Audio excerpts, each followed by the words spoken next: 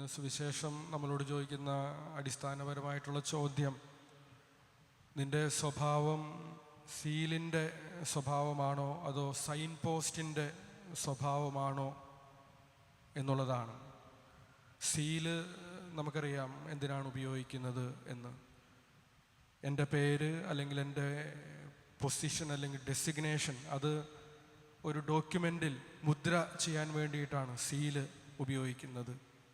എൻ്റെ ഇഷ്ടങ്ങൾ, എൻ്റെ താല്പര്യങ്ങൾ, എൻ്റെ ആഗ്രഹങ്ങൾ, എൻ്റെ കാഴ്ചപ്പാടുകൾ അത് മറ്റുള്ളവരിൽ മുദ്ര വയ്ക്കുക എന്നൊരു കാഴ്ചപ്പാടാണ്.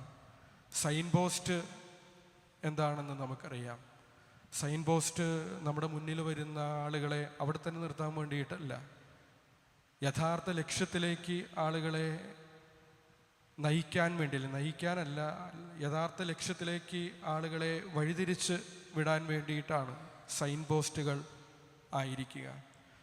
നമ്മുടെ കുടുംബങ്ങൾ എടുത്തു നോക്കിയാൽ, നമ്മുടെ സമൂഹം എടുത്തു നോക്കിയാൽ, നമ്മളായിരിക്കുന്ന ഇടങ്ങളൊക്കെ എടുത്തു നോക്കിയാൽ അവിടെ അസ്വസ്ഥതകൾ ഉണ്ടാകുന്നത് എപ്പോഴാണ്?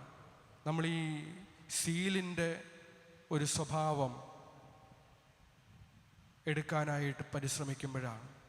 നമ്മുടെ താല്പര്യങ്ങളും നമ്മുടെ ഇഷ്ടങ്ങളും നമ്മുടെ ആശയ സംഹിതകളുമൊക്കെ നമ്മുടെ കുടുംബത്തിലുള്ളവരുടെ മേൽ, സമൂഹത്തിൽ, നമ്മൾ ജീവിക്കുന്ന സമൂഹത്തിൽ അവിടെയൊക്കെ അടിച്ചേൽപ്പിക്കാനായിട്ട് പരിശ്രമിക്കുമ്പോഴാണ് ഈ അസ്വസ്ഥതകൾ പുകയാനായിട്ട് ആരംഭിക്കുക. നേരെ മറിച്ച് നമ്മളായിരിക്കുന്ന ഇടങ്ങളിലൊക്കെ ഈ സൈൻ പോസ്റ്റിനെ പോലെ നമ്മുടെ ചുറ്റുമുള്ള വ്യക്തികളെ, അവർക്ക് വേണ്ടി ദൈവം കാത്തുവച്ചിരിക്കുന്ന അവരുടെ ജീവിത ലക്ഷ്യം എന്താണോ അത് തിരിച്ചറിയാനും അതിലേക്ക് അവർക്ക് എത്തിച്ചേരാനായിട്ട് നമ്മളാലാകും വിധത്തിലുള്ള സഹായങ്ങൾ ചെയ്തു കൊടുക്കാനും നമുക്ക് സാധിക്കുമ്പോൾ അത് മറ്റുള്ളവരെ വളർത്തുന്ന ഒരു സമൂഹമായിട്ട് മാറും. അസ്വസ്ഥതകൾ ഉണ്ടാകുന്നതിനേക്കാൾ സമാധാനം നിറയുന്ന, സന്തോഷം നിറയുന്ന, മറ്റുള്ളവരെ വളർത്തുന്ന, സംതൃപ്തിയുള്ള ഇടങ്ങളായിട്ട് മാറും എന്നുള്ളതാണ്. ഇന്ന് സുവിശേഷത്തിലും നമ്മൾ ഇത് കാണുന്നുണ്ട്. ഇന്ന് സുവിശേഷത്തിൽ നമ്മൾ കണ്ടുമുട്ടുന്ന സ്നാപക യോഹന്നാൻ എന്താണ് ചെയ്യുന്നത്? തൻ്റെ ശിഷ്യന്മാരെ യേശുവിനെ കാണുമ്പോൾ ഇതാ ദൈവത്തിൻ്റെ കുഞ്ഞാട് എന്ന് പറഞ്ഞ് അവരുടെ അടുത്തേക്ക് വിട്ടുകൊടുക്കുകയാണ്.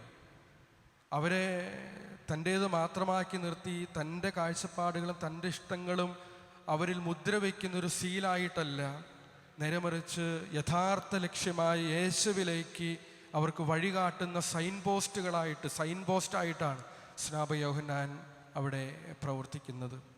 അതുതന്നെ ഈ രണ്ട് ശിഷ്യന്മാർ, അന്ത്രയോസും യോഹന്നാനും, പിന്നീട് ഈ സുവിശേഷ ഭാഗത്ത് അന്ത്രയോസിനെ പറ്റി പറയുന്നത്, അന്ത്രയോസ് വീട്ടിൽ പോയി ഇതേ സൈൻ പോസ്റ്റിൻ്റെ ശൈലിയാണ് സ്വീകരിക്കുന്നത്.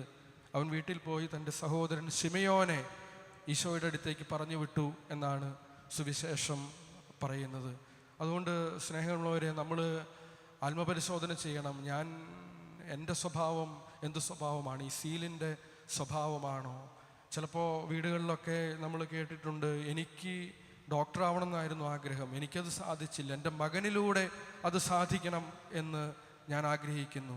അതൊക്കെ ഈ സീലിൻ്റെ സ്വഭാവമാണ്.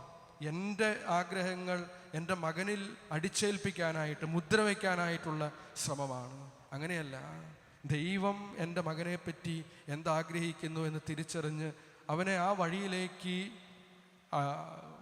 കടത്തിവിടാനായിട്ട്, ആ വഴി ചൂണ്ടിക്കാണിക്കാനായിട്ട്, ദൈവത്തിങ്കിലേക്ക് നടക്കാനായിട്ട് ആ വഴി കാണിച്ചു കൊടുക്കാനായിട്ട് സാധിക്കുന്ന വ്യക്തികളായിട്ട് മാറുമ്പോഴാണ് ഇന്ന് നമ്മൾ സുവിശേഷത്തിൽ കാണുന്ന ഈ സ്നാപക യോഹന്നാൻ്റെ, അന്ത്രയോസിൻ്റെ ഒക്കെ സൈൻ പോസ്റ്റ് മനോഭാവം നമുക്ക് നമ്മുടെ ജീവിതത്തിൽ സ്വീകരിക്കാനും, അങ്ങനെ നമ്മളായിരിക്കുന്ന ഇടങ്ങളൊക്കെ അസ്വസ്ഥതയുടെ ഇടങ്ങളാവുന്നതിന് പകരം സമാധാനത്തിൻ്റെയും സന്തോഷത്തിൻ്റെയും സംതൃപ്തിയുടെയും വളർത്തുന്നതിൻ്റെയും ഇടങ്ങളായിട്ട് മാറുക എന്ന് നമ്മൾ തിരിച്ചറിയണം.